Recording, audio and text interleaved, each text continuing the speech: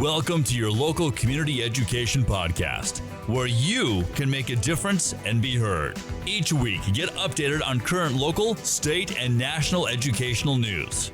Your Voice, Your Choice podcast with your host, Harmony Vanderhorst. Thank you, and welcome to the show today. We are going to do a little bit different format today. We're going to go over the ABCs and the 1, 2, 3 of education. So we're going to go over all of these acronyms. Is that the word for it? Yeah, there's so many, and because we're in the state of Utah, everything begins with a U, but they're not all the same. So we're going to go over all those, and then if we have time at the end, we're going to talk about some of the bills that are piquing our interest and that we are watching for the legislative session in January and why those are important.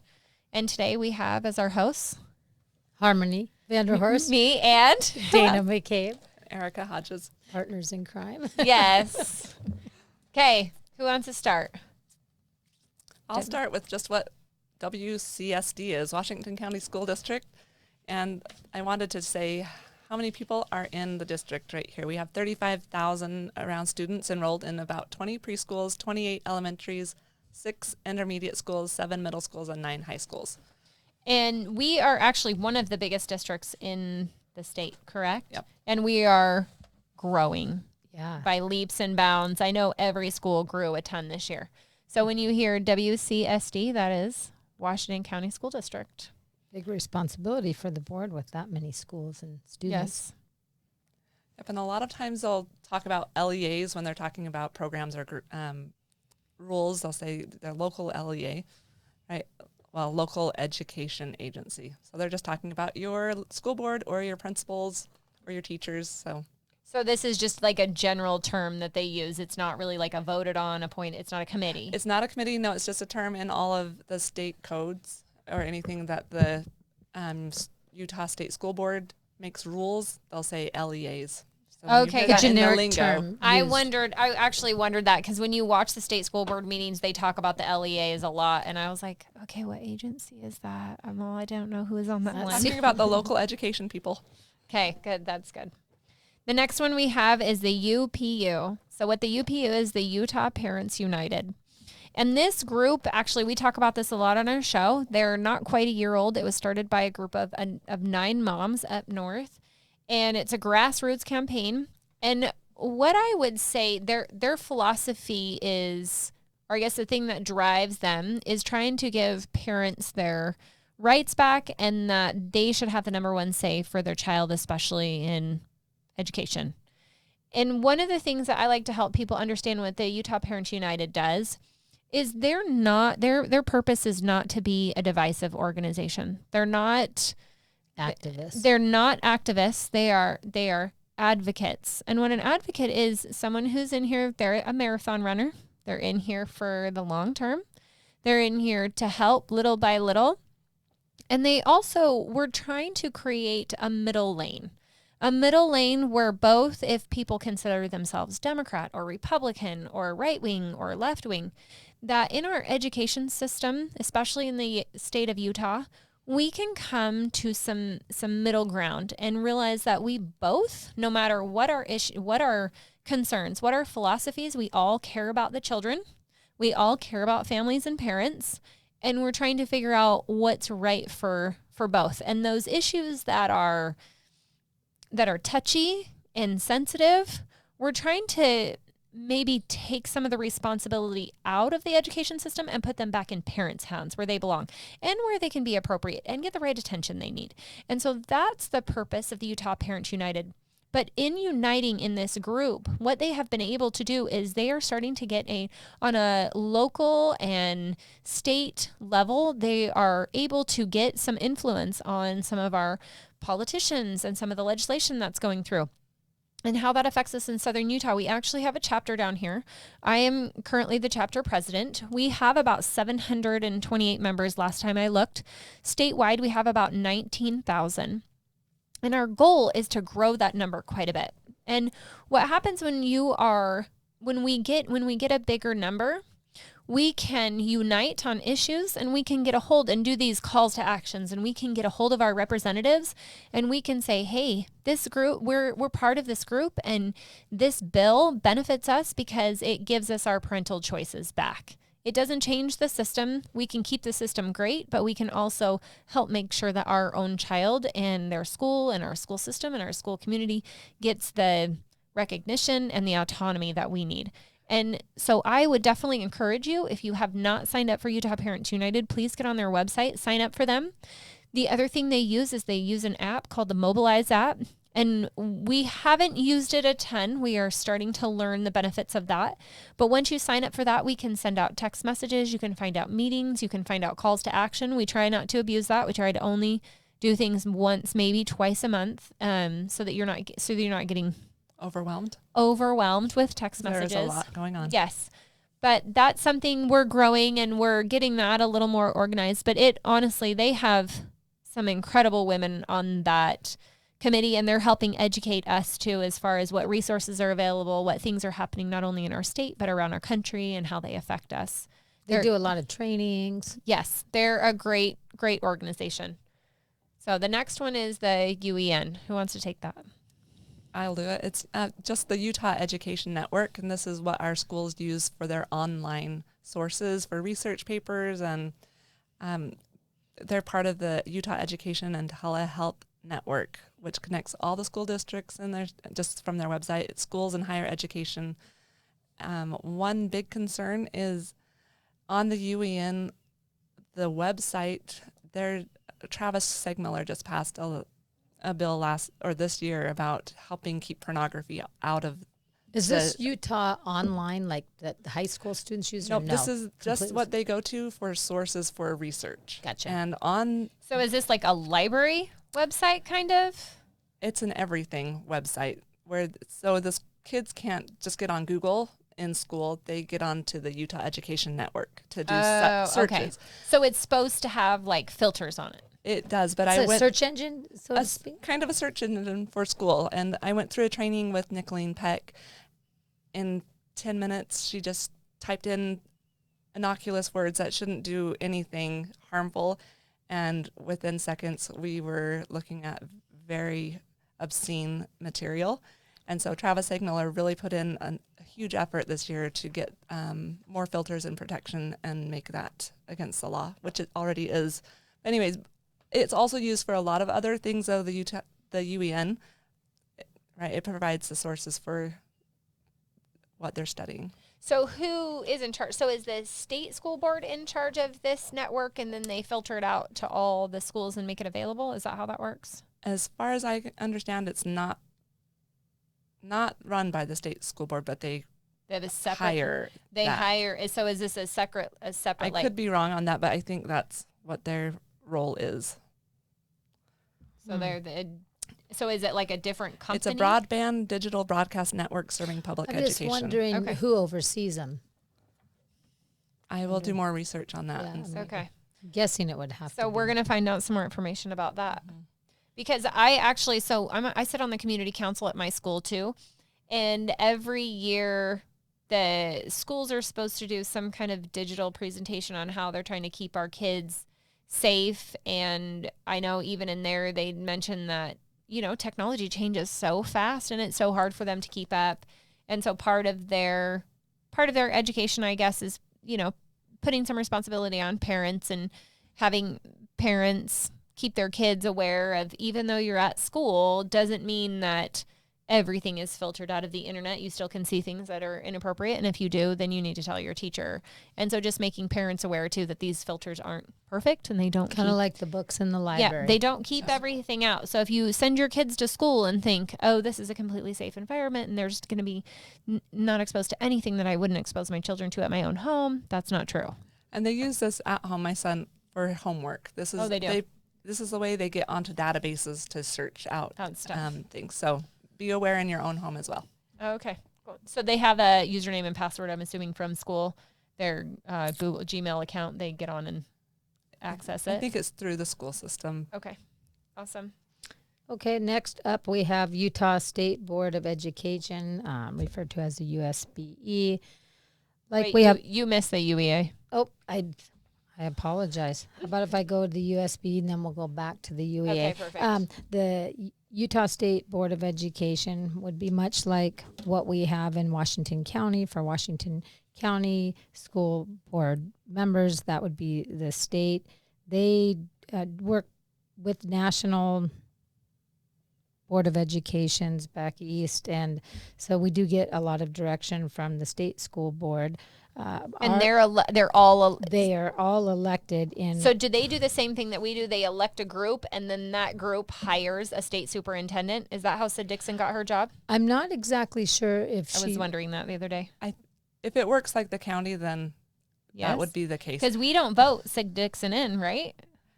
We should know all these answers since we're the experts on here. Yeah, exactly. We're becoming experts. We're going to find that one out. I would say that in Washington County, our representative is Kristen Norton. So she's up in Salt Lake. She does attend some of our local meetings. I've had the opportunity to meet her a couple times. She was actually just at the last school board meeting. Yep. But so we do have she is our representative down here in Washington County. And we only have one, correct? Yes, that's correct. My other question about that, I was wondering, does the number of representatives you get depend on the size of your district, or does every school district get one representative? I'm not sure how that works either. I do know the USBA has the representatives that are elected, but then they have committees that are appointed. Appointed. Like the Law and Licensing Committee that we just talked about, and the Standards and Assessments Committee that went over the gender guidance and the library guidance. So those committees, board members serve on, but they have other people advising and bringing to them what they want to look at. So when they pick those committees, are those, what's the qualifications to get on a committee? You just have to know someone who's on the school board? Or do you have to have some kind of education background? I will have to dig into that if one. it works like Herbert getting elected nationally, I don't believe that he has any education experience as far as public school. I could be wrong since I'm newer to the state, but maybe. Well, I know like in our city council, so city council, they appoint people like on different committees and stuff too. And so it just goes through, you just have to kind of know the city council members or have an expertise, and then they reach out to you and say, hey, do you want to serve on this committee? And I would guess since they're elected positions, there is a political bias that comes along with it.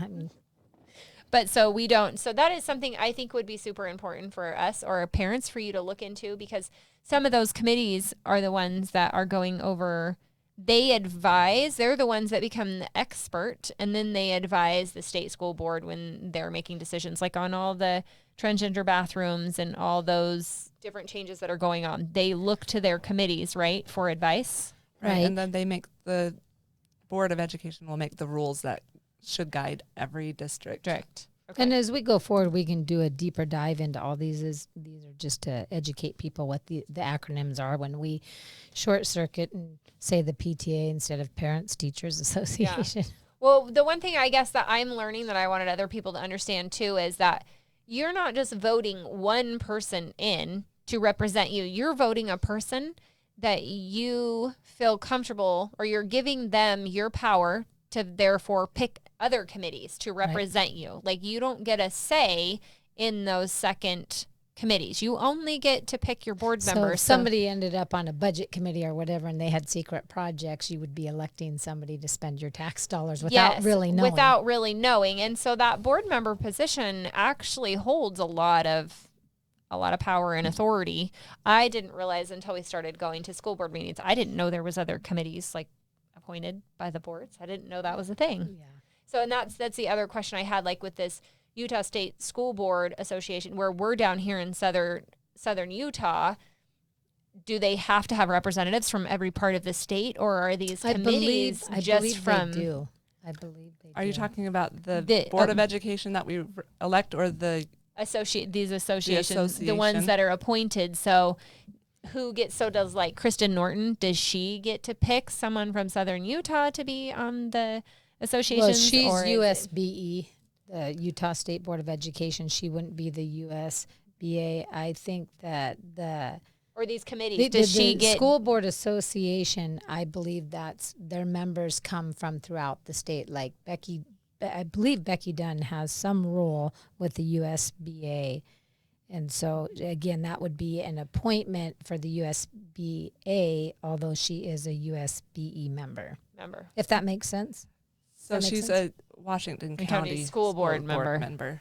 Becky is a local member. So Yes, but I believe she sits on, that's why she was reporting back for the committee for the USBA. So she has some association. We have representation from Washington County at the Utah State School Board Association. She's the liaison, and I believe she does have a title on a committee there. I'm not sure exactly what that is. How I like to look at it is the USBA is the club that all the local school boards belong to, and they can go and share ideas back and forth with each other and say what is an important issue, and then the USBA can go and lobby the USBE, the Board of Education. okay. So that makes sense. I like That's a that. good way to look at it.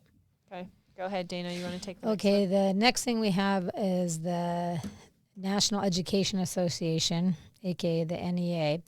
They're one of the largest labor unions in all of America. They have over 3.2 million members. They represent teachers, retired educators, professionals within education. They have a lot of power. They raise a ton of money. They're lobbyists. I was going to say, so what does their money go towards? Yeah, Passing lobbyists. bills? They're a union, so all the teachers can, and They pay money. It's a they due. can pay a due to belong to that. And our Utah equivalent is the UEA, which is our Utah Teachers Union. But UPU, so Utah Parents United, is actually starting something where teachers can belong to that.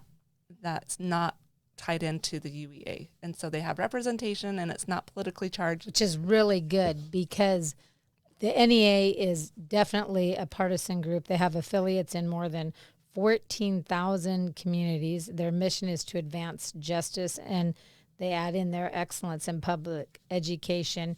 Just to give you an idea of what the NEA does, I'll just read you one of the headlines on one of their news articles. How the radical right encourage attacks on educators and smears public schools. So they have become a political group. They advocate for CRT. They advocate for SEL. For lack of a better term, leftist policies. They go after right-wing donors, media, parents. So this NEA, is it very big in Utah then? Or they're trying we have an affiliate. Our teachers here belong to the UEA. And the UEA belongs is to an affiliate. NEA. Okay. Which that's how they get their tentacles into the 14,000 Same idea that we've communities. had with the USBA belonging to the NSBA. But down here in southern Utah, the teachers union isn't quite as big as it is up north. And you correct? don't have to belong. I don't think in Utah that you have to belong to a union. It's an option. Yeah. But we do have an affiliate. They do have an affiliate here in Utah. But they are very political, just as much as the NSBA has proved, which is the National School Board Association. We all know about the letter that was written. But both groups, even though there's some federal grant money that goes there, they're basically a political arm to push agendas. This is where the Castle, CRT, everything is getting pushed through these organizations. It's through the NEA. The NEA, and they have huge corporate donors. They're there for interest for corporations. Now, if you don't know what a lobbyist is, so what a lobbyist is they're basically a professional persuader, right? Yes. Is that how you would That's a good idea. describe them? So technically, Washington County's school district is supposed to have a lobbyist that's assigned to them too when they want things passed or they need help with legislation. We're supposed that to. should be you. Yeah, I should. I should be For us. I should be a lobbyist. No, and I really didn't realize how important a lobbyist is until this whole face mask issue came about. And it's I guess usually always like everything Yeah, tied to money. It is. It's tied to money, and you know how, I don't know, each lobbyist, they have, just like a lawyer, they have a price tag depending on their experience and what they've done and what they've passed. But in theory, you would think when I got into it, when I was finding out like how much we pay some of these lobbyists to go, and what they do is they speak before the representatives in the House and the Senate, and they try to persuade representatives to vote for certain things. In a nutshell, I'm sure they do a lot more than that. But in my mind, I was thinking from what I understood politically, I was like, but wait, don't the representatives just go to the people? Like, we voted for them. Why do we have to pay? Why do we have to pay a lobbyist? What's that about? The representative should go there to the state, like our local representatives should be the ones who are the lobbyists for our area. Yeah, but it's not. Yeah, and I don't know exactly the history of how that has evolved into having a lobbyist, but a lobbyist is a really big deal, and depending on who your lobbyist is and how good they are, it definitely influence. Yep, it's a huge influence on how you get bills passed and how legislation comes down.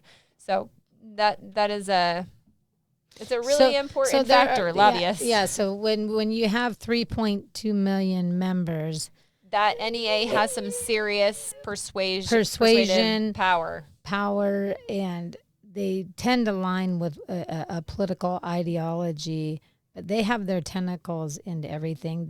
I recommend some of these national organizations and even the states, but the NSBA, the NEA, it's not hard to figure out. You just Google them, go to their web page. They'll tell you what they stand for. And do your homework. Look, don't just take our word for it. Like, look these agencies up. Look what their mission statements are. Look at the things that they have passed, what they're passing in other states. You can spend 5 minutes and you'll get a pretty good idea. And you can do a couple clicks to see who the affiliates are, who the corporate sponsors are, what is the NEA going to give in return for these donations for these corporations. It can be quite a web, as much, like everything is on the internet. But if you just go to their page, you can look at their affiliates. You'll see 3.2 million members. When they send out an email or something, that's like a call to action to push agendas. So yeah, take a look at it, and you look and see if you think they're partisan or if they deserve the federal grant money that they get, because there is a lot of money. Or if you're a teacher, if they deserve your union dues. Yeah, for sure. Okay, our next one is PTA and PTO. So the PTA is Parent Teacher Association, and the PTO is Parent Teacher Organization. And we're not going to go into the huge or like really deep into these. But basically, the PTA is a national organization. That is what most schools down here in Washington County are. They have PTAs. There's a few with PTOs. If your school, and there are pros and cons. There's pros and cons to both. PTOs, it comes down to money and how they function. The PTOs require more parents to be involved and to give more committed time, because they get to keep all of their funds. And so if you have some really good parents, I know that there's some schools in Hurricane that are PTO, not PTA. I've always heard that PTO is actually better because it's more local. It can be for a district, it can be right down to the school. And it can, and then they're not tied to national organizations. But I have a girlfriend that was really heavily involved in both, and she said there are benefits to both. That neither one is a perfect scenario. You want to do a PTO, has to be the right parents. You have to have people who are responsible and honest, because they do get appropriation of quite a bit of money, and they have to commit a ton of time. And so for every district, that's definitely not the answer. Sometimes PTA it's nationally organized. It has a little bit more, there's some more vetting processes that go into it. So it just depends. And I would imagine that the money, there are some strings attached anytime you go national. Yes, there is. And you have to pay there's some different rules, and we're actually going to have some girls come on at some point and talk about both of those. And so then you can weigh out your options and know that if you're in a school with a PTA and you want to move it to a PTO, you can do that. And if you homeschool, you are the parent teacher. Yes, you are. You totally are. A lot of power. And then we have the PCC, Parent Teacher Council. Is that what that is? Yeah, which is kind of a shorter term. It basically operates much like a PTO. Oh. And what is the community council thing that you said? Oh, the community council. So every school actually has a community council. I I knew about it, but I didn't know the significance. So the schools actually get SITLA money, and then they get some other grant money. And so they have to have parents and teachers on these committees. You get to hear what they're spending their Is that funds per on. school? Per school. Every school, at least in Washington County school districts, they all have community councils. Yes. And so they get to help decide what these funds are for and give their input. They also get to know what's going on in the schools, if there's some issues or needs. So that's another great place for parents to get involved and in we the are, local school. We are out of time for today. So have a great Christmas vacation. Remember to like and subscribe. And study your ABCs. Study your ABCs. So when they talk and about know your 1, 2, 3s. Yes. Have a Merry Christmas. Happy Merry New Christmas. Year. You've been listening to Your Voice, Your Choice podcast with Harmony Vanderhorst. Like and follow our Facebook page, subscribe with your favorite podcast platform, and most importantly, share this with your friends. Till next time, this has been Your Voice, Your Choice podcast with Harmony Vanderhorst.